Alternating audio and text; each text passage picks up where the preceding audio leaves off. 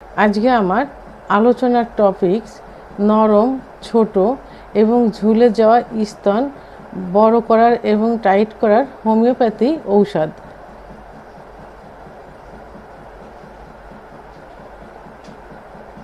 দেশের এবং প্রবাসের ভাই বোনদের প্রতি সালাম।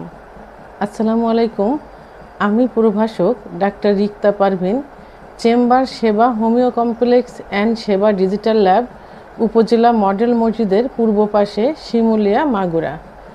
অনেক মহিলা রোগী চেম্বারে এসে বলেন অথবা ফোনের মাধ্যমে বলেন যে তাদের স্তন ছোট হয়ে গেছে, নরম হয়ে গেছে, ঝুলে গেছে। তারা এখন এটাকে বড় করতে চায় এবং টাইট করতে চায়। কিভাবে করবে? সাধারণত অধিকাংশ ক্ষেত্রে দেখা যায় যে ফোনের মাধ্যমেই সবাই বলে থাকে, বিভিন্ন ডিস্ট্রিক্ট থেকে। তো দেখা গেছে যে আমি যতটুকু বুঝতে পারলাম যে এদের বয়স আনুমানিক 15 থেকে 28 বছরের ভিতরে হবে।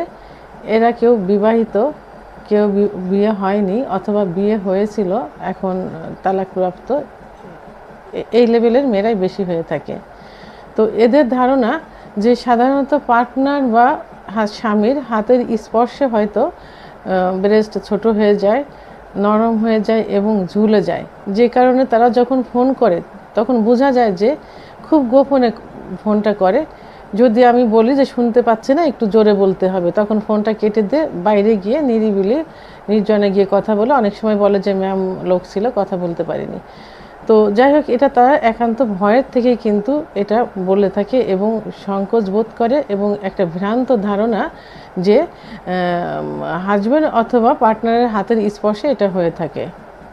তো এখন আমাদের আগে জানতে হবে যে আমাদের স্তনে কি থাকে। স্তনের ভিতর কোনো হাড় বা বোন থাকে না, স্তনে শুধুমাত্র চর্বি এবং টিস্যু থাকে। তো মেয়েদের সাধারণত 9 থেকে 13 বছরের ভিতরে প্রথম পিরিয়ড শুরু হয়, আর তখন থেকেই ছোট ছোটোভাবে অর্থাৎ গুটি গুটিভাবে স্তন বড় হতে থাকে।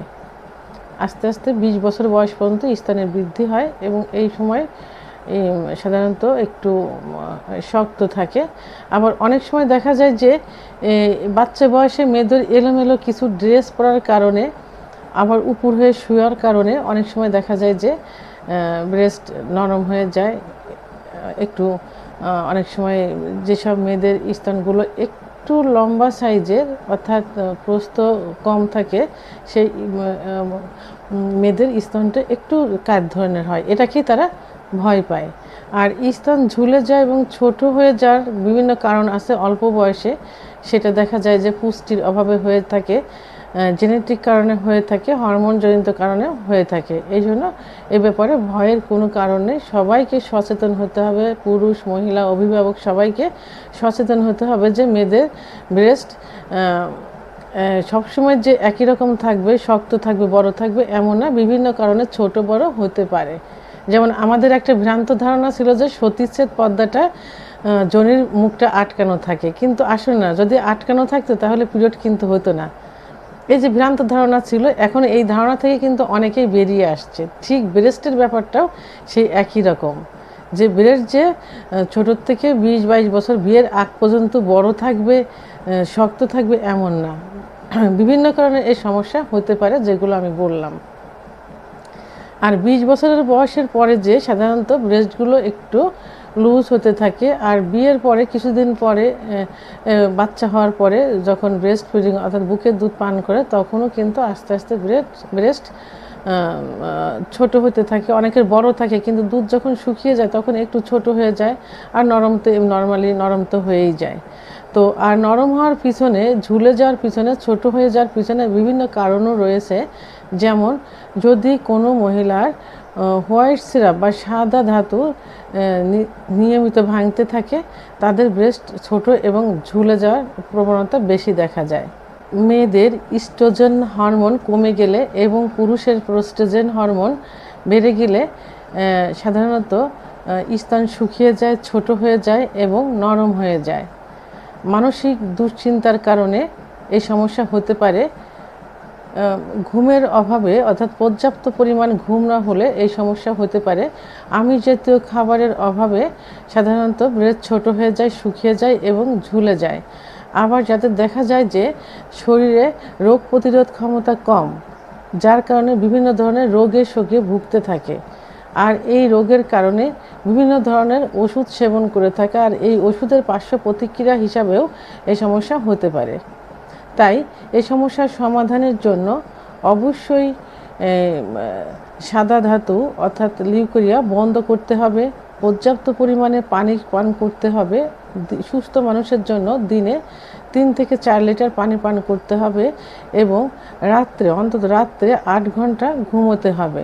মানসিক শান্তি ফিরিয়ে আনতে হবে এবং সামগ্রিকভাবে ফ্যামিলির সবাইকে, বিশেষ করে ছেলে মেয়ে অভিভাবক সবাইকে একটা ভ্রান্ত ধারণা থেকে বেরিয়ে আসতে হবে যে পুরুষের হাতের ছোঁয়ায় এই ব্রেস্টের সমস্যা হয়। যেমন আগে মানুষের একটা ধারণা ছিল যে মেয়েদের সতীচ্ছেদ পর্দা যদি বাসর ঘরে ফেটে না যায় অর্থাৎ রক্ত বের না হয় তাহলে সে মেয়ে সতী না।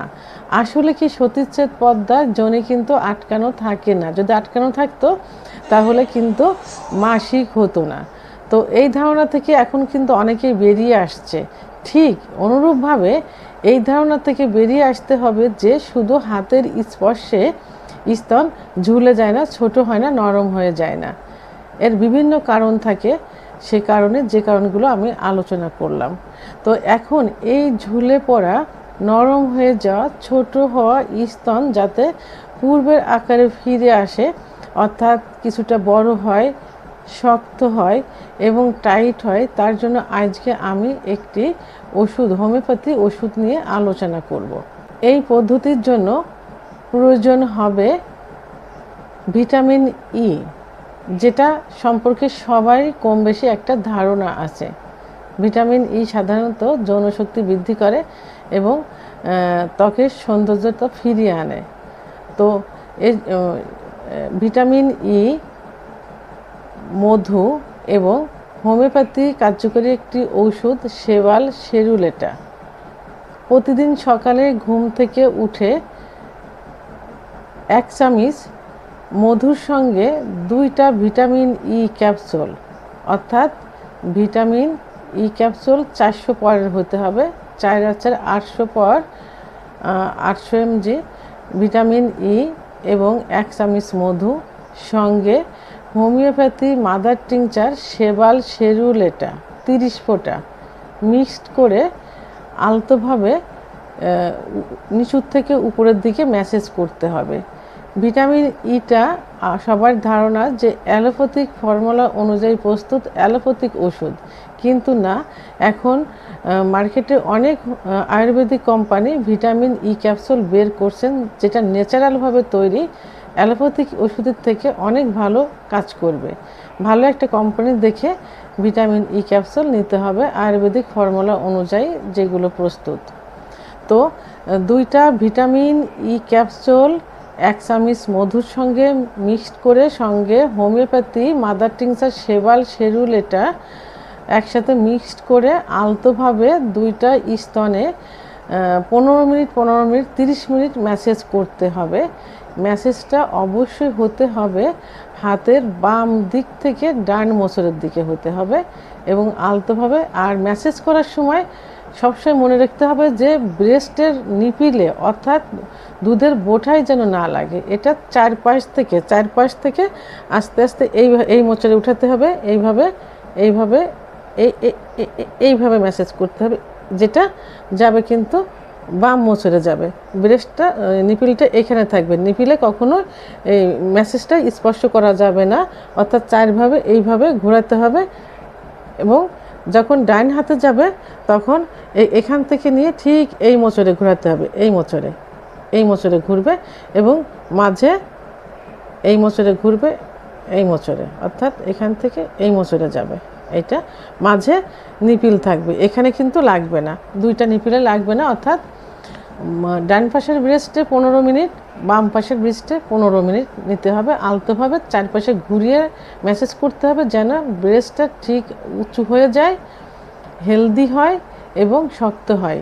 এভাবে পরপর 7 দিন ব্যবহার করলে স্তন অনেকটা আগের আকার ফিরে আসবে এবং অতিরিক্ত ফল পাওয়ার জন্য 1 মাস এটা করতে হবে।